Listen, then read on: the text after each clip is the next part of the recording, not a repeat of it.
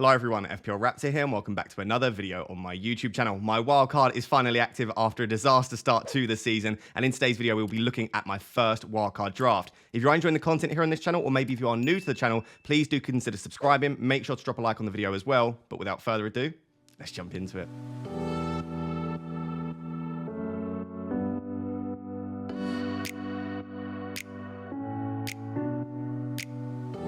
So we're not going to spend too long on this section, but Game Week 7 was another disaster, another big red arrow, and it could still even get worse, although I do currently have Mbeumo in play. I'm recording this during the Brentford and Nottingham Forest game. He's done nothing yet, and I do have Sterling tomorrow, but I'm not hoping for too much. And yes, Game Week 7 was the final straw for me, and I did say last week, and I do still maintain this, that you shouldn't activate the wildcard emotionally. And whilst I think there is a bit of emotion, it's also logical. Like, my team just stinks. Pickford absolutely stinks. He's been terrible all season. He was a terrible pick. I can't keep justifying and keeping him regardless of the fixture. I mean, he had the easiest fixture in the league on paper, and he come away with 1 point. Double Manchester United mids absolutely sucks. They've really let me down, and they're taking up so much of my budget. And Mbeumo's currently playing. Yes, he could get something in this game, but so far Brentford look absolutely terrible, and they're just not at it in the last few games. Sterling obviously plays tomorrow, but he's been super disappointing too. Maybe I want to sort out my bench slightly. So I look at my team, and when I spoke about last week, how do you decide when you need to play the wildcard? Would I make 5, 6, 7 key changes to my team?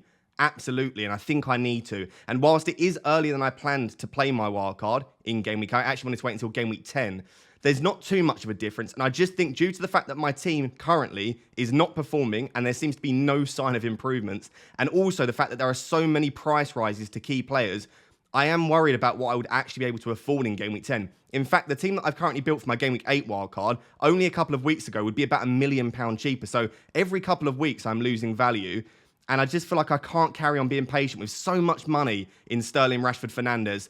Pickford's been absolutely terrible. I've obviously now got an injury to Botman as well. And just wanting to sort out a few players in and around that. I want to get Salah into my team too. So I look at this, and like I said, whilst it is 2 weeks earlier than planned, I don't think it's just emotionally in response to a poor Game Week 7. I think this is the correct thing to do for my team. And let me know down below in the comments. Do you agree? Do you think it was an emotional response? Do you think I should have still waited till Game Week 10?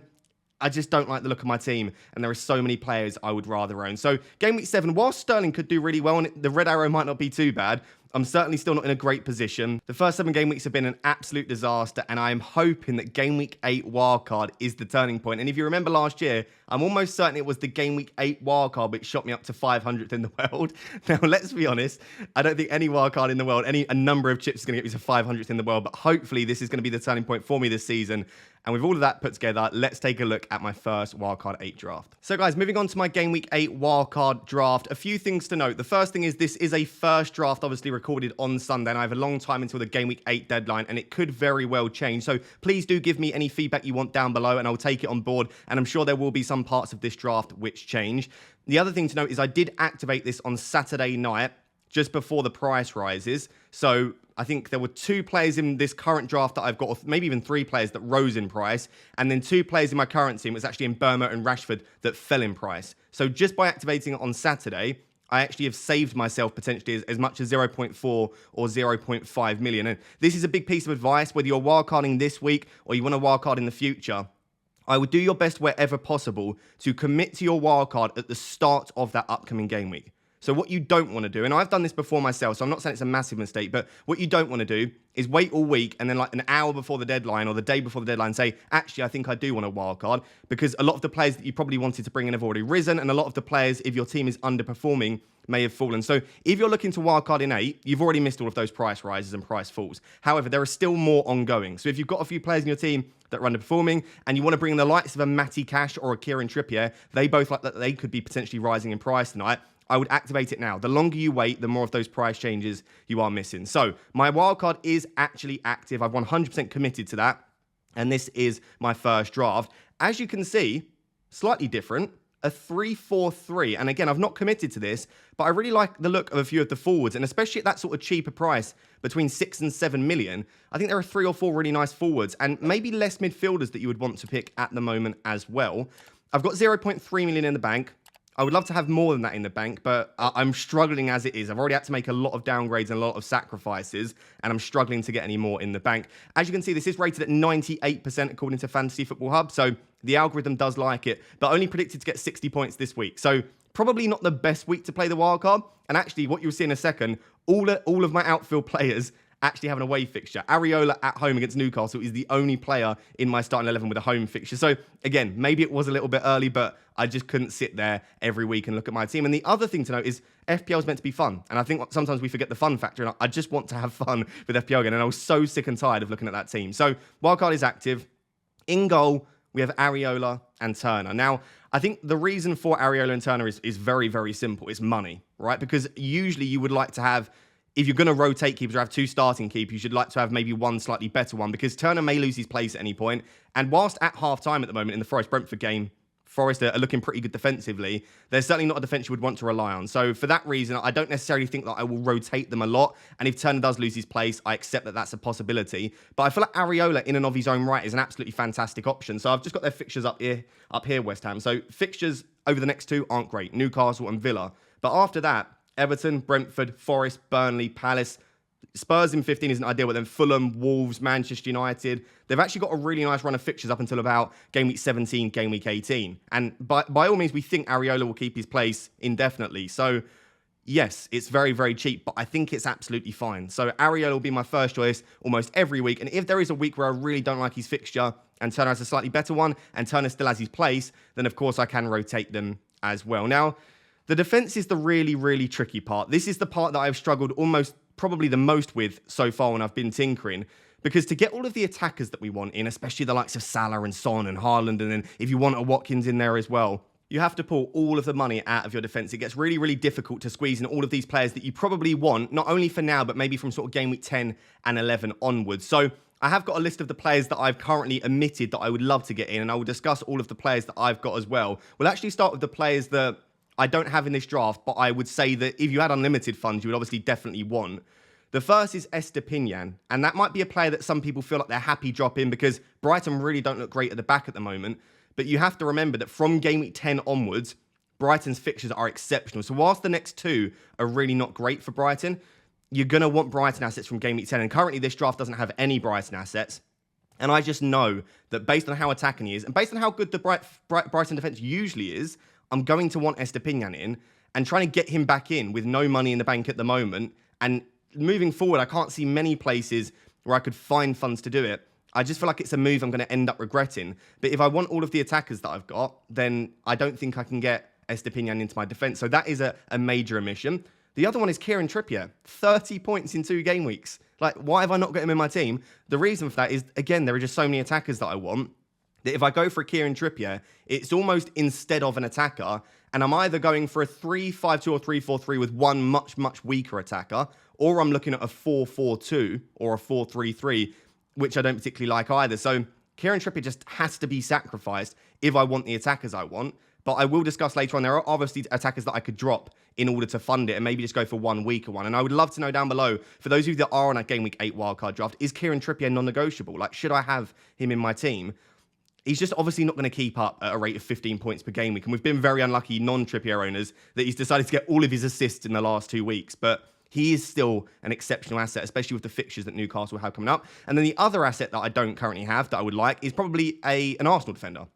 And whilst I still think that Saliba is the best due to nailedness, decent for bonus points, some attacking threat, I'd probably end up going for like a Gabriel just to save a little bit of funds. But again, from game week 10 onwards, Arsenal's fixtures are actually pretty good. And a bit of a spoiler alert, I don't have any Arsenal assets either. And that's a major issue here. So Estepinian, Trippier, Saliba, of course, they're all over 5 million, Trippier being the most expensive. I'd love to get them in, but I'm just struggling at the moment. So with all of that being said, here is the sort of back 5. I'll start with the cheapest defender. That is going to be Lascelles. Now, the reason that Lascelles is in there is he's 3.9 million. And yes, it takes up a valuable Newcastle spot that in the near future, as soon as Botman's back, Lascelles won't be starting at all. But I think at the moment I've got Dan Burn.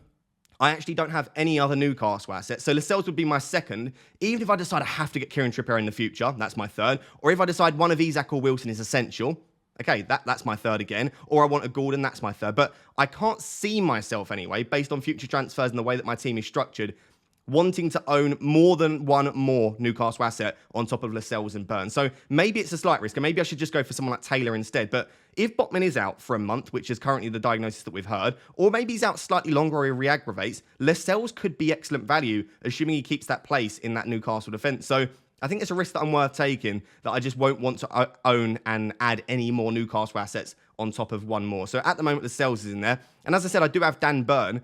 I'd much rather Fabian Schär, and I would much rather Kieran Trippier, but it comes down to budget. And Dan Burn at 4.5, looking fairly nailed in that Newcastle defence, looks like a really good value asset. So that's the only reason. I will be completely honest. Again, if I had an extra 0.5 and I didn't want to use it, Fabian Schär would be in there. And if I had an extra, whatever it is, 2 point something million, then Kieran Trippier would be in there. But that is a lot of extra money to try and find. So I'm hoping that somehow Dan Burn and a little bit of Lascelles covers me all of those Kieran Trippier points that other people might be getting. You can see on the bench, I've also got a Gerd. Now, I don't really mind who this is. I think that the West Ham defence is definitely worth investing in. They haven't actually been fantastic to start the season. Their data hasn't been great, but I do think they are a really good defence. And I just think with Ward-Prowse on set pieces, especially the centre-backs, are going to be really nice assets. And Emerson and Sofao on the sort of wing-back, full-back roles are also very good too. So I don't think it really matters who you own from that West Ham defence. I think they are already really good value. And the other reason that I like West Ham defenders is their fixtures are actually really good from game week 10 onwards. So I feel like the mistake that you might make is not considering any West Ham assets because they've got Newcastle and Villa in the next two. And I actually think you should, because anyone on a game week 10 wildcard is almost definitely going to have at least one West Ham asset. So for that reason, I like having a West Ham defender. And then I have kept Udogie in the team. Now, I think the next few fixtures are really nice for Spurs. And Udogie is a little bit attacking, but his data in the last 3 or 4 fixtures actually hasn't been that good. And it's actually been Pedro Porro who has had the better data. But of course, he is more expensive once again. And funds are really tight at the moment. So I think Udogie will absolutely do the job.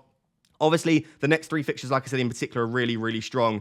And I just think he's really good value. And I expect Postecoglou, now that he's got the attack playing as well as they have, to maybe start to tighten things up a little bit in the defence as well, especially with the fixtures that they've got. So I think Udogie is a really nice option in there. And then the final of the 5 defenders is Matty Cash, who continues to play almost like a right winger. And Villa just look really good at the moment. And I feel like Cash is one of those players, similar to an Estepinian, where even if Villa don't keep a clean sheet, which happened obviously in Game Week 7, you still feel like you can get something from Matty Cash. The only issue that we've got with him, which I've kind of said for a while, is that once Moreno's back, we don't know how that will affect him. Now, I got a load of comments, which I think people misinterpreted. I'm fully aware that Moreno plays on the left and Cash plays on the right.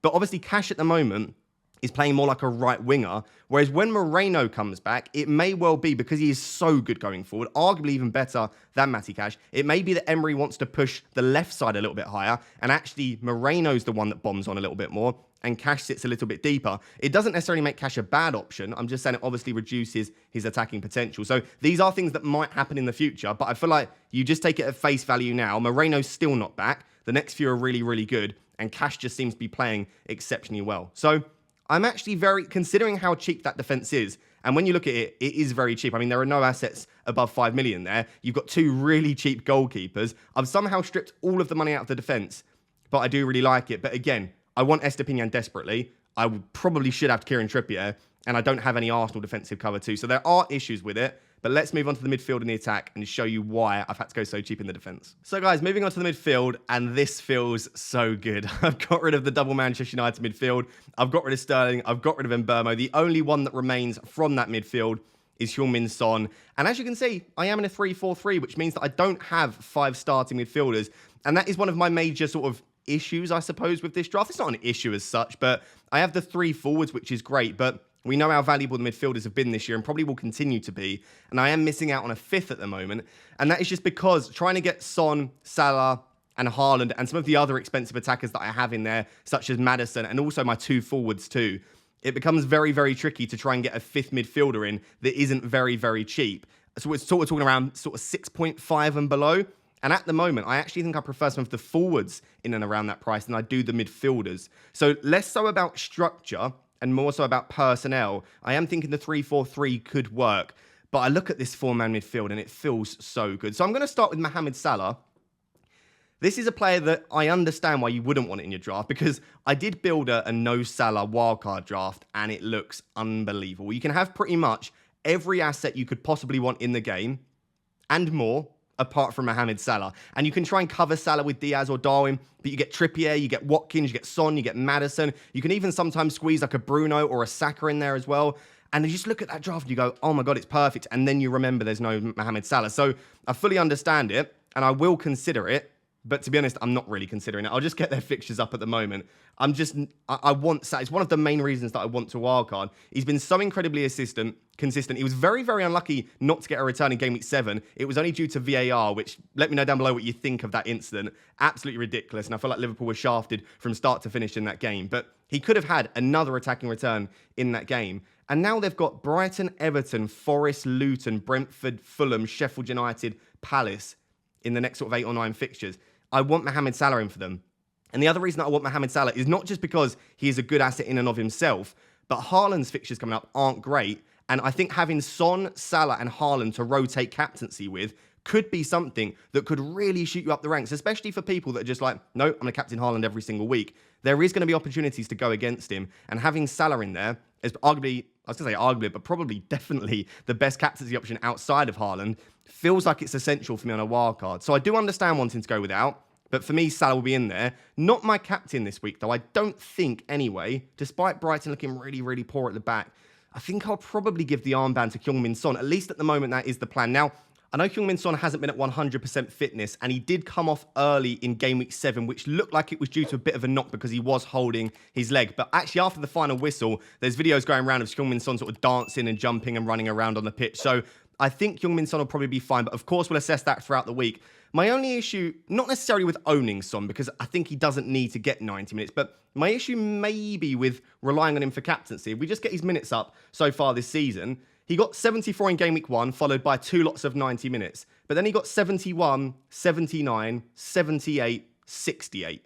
Now, maybe if he didn't pick up a knock in Game Week 7, he would have got slightly more minutes, but based on what Postecoglou's been saying recently, Son is not quite at 100%, along with James Maddison, to be honest. And that does worry me because whilst he's performed very well in the minutes that he's got, you would prefer your captain to be on the pitch for as long as possible. But I do love Son as an option. And the other thing to note in and around Spurs is we've still not seen that penalty. And as far as we're aware, based on one quote that we had from Postecoglou, but also maybe what we've seen in the past and the fact that he's captain, we think Son may well be on penalties, and that makes him an even better asset. I mean, he's got 20, 14 and 7 points in the last 3 of the last 4 weeks.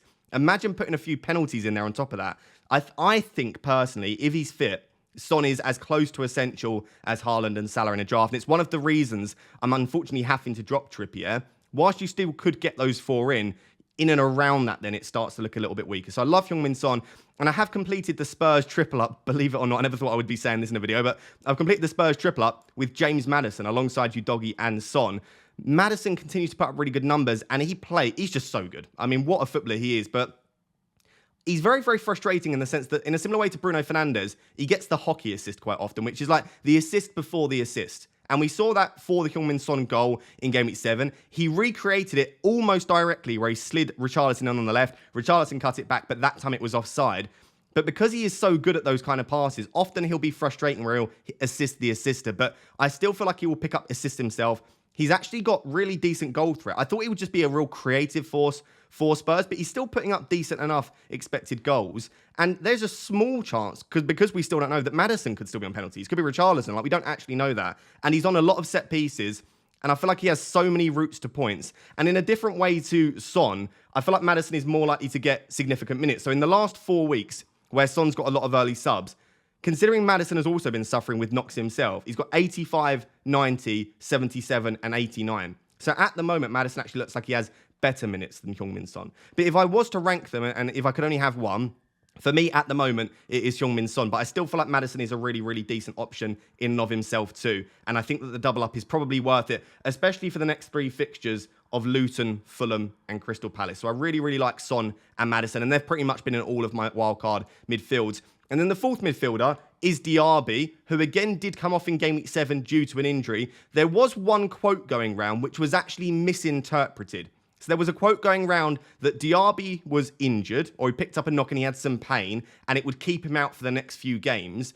But then the full transcript came out from Emery's post-match press conference, and the actual quote that he gave was that he was feeling some pain, but it is not relevant to the next few games. Now, this might be a lost in translation thing, but the actual quote makes me think that he's saying he's in a bit of pain, but it's not relevant to the next few, i.e. it's not going to keep him out. But of course, again, that's something that we'll assess throughout the week. But just on Diaby, he's so good. He looks brilliant.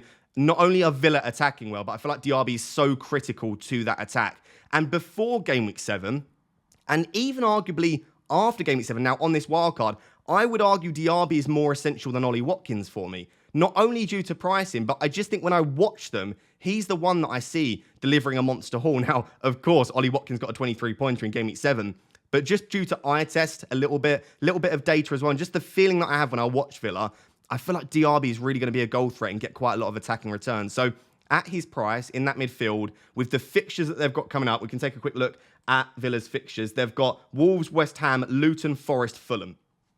I've got to have Diaby in there if he is fit. And I think that midfield four is absolutely unbelievable. Now, of course, I've not got a fifth midfielder because I've got 3 forwards. So I've got Pellistri at the moment. I'm a Manchester United fan.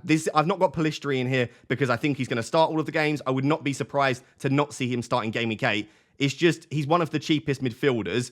And of the cheap midfielders, I could see him getting some minutes if at some point I have to rely on him. But I could just happily put Lascelles or a Gerd first sub. Pellistri could be tucked as my third sub, and I'll probably never have to use him. But if I do have to at some point, there's always a chance that he gets some okay minutes. So that's the midfield. Again, I've got a list here of players that I would love to have that I don't currently have in my draft.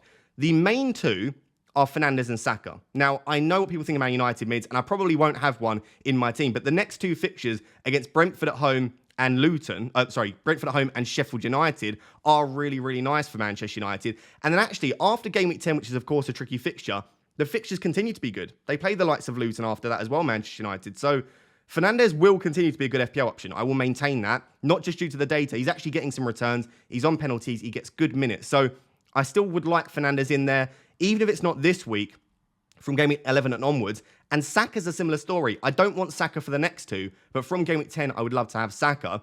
When I look at this team, I can't get there from Diaby. I don't think I want to sell Son. I won't want to sell Salah. So the only place to do it is through Maddison. I don't really want to sell Maddison, probably, unless he really underperforms. And even if I do want to, I can't get to Saka or Bruno in one move. And there's very few places I can see myself being able to free up funds. So it's a real limitation of this draft and of this midfield that there is not an easy route to Saka and Fernandes. So that does worry me slightly. Outside of Saka and Fernandes, I've got Bowen as a player that I would quite like. Again, not necessarily for the next two against Newcastle and Villa, but after that, from Game Week 10, the fixtures are really strong for West Ham, and Bowen is looking really strong, as is James Ward-Prowse as well. So those two are decent options. And then Matoma is another player.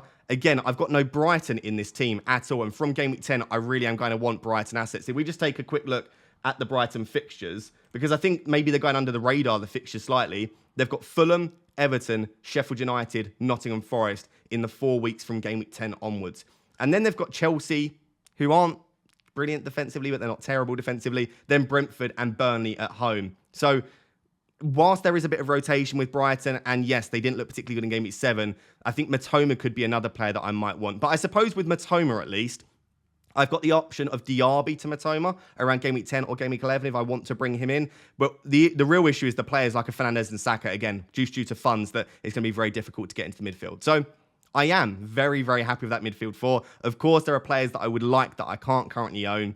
Let's now take a look at the 3 forwards. So moving on to the 3 forwards, and I do really, really like this. And there's also one more forward that I would love to own and was in my draft just before I was making this graphic, and I decided to switch him to Alvarez. We'll discuss all of that. I'm actually going to start with Erling Haaland. A lot of discussion around whether Haaland is worth owning on the wildcard. So if I just bring up Man City's fixtures here, Arsenal, Brighton, Man United, Bournemouth at home in 11, which is, of course, a Haaland captain fixture. Then Chelsea, Liverpool, Spurs. Now, can I see him getting returns in all of those games? Yes.